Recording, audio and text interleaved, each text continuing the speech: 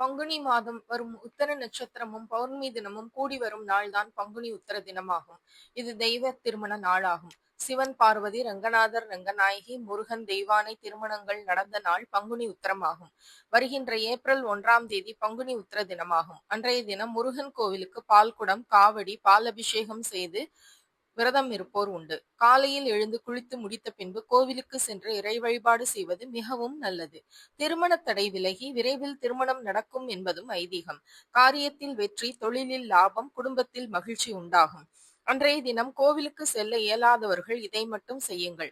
வீட்டில் பூஜை அறையில் முருகப்பெருமான் படத்தின் முன்பு 6 நெய் அகல் விளக்கேற்றி ஓம் நமச்சிவாய, ஓம் சரவணபவ நாமத்தை 9 முறையோ 12 முறையோ 48 முறையோ அல்லது 108 முறையோ சொல்லுங்கள். வெற்றி கைமேல் கிடைக்கும் என்பது ஐதீகம்.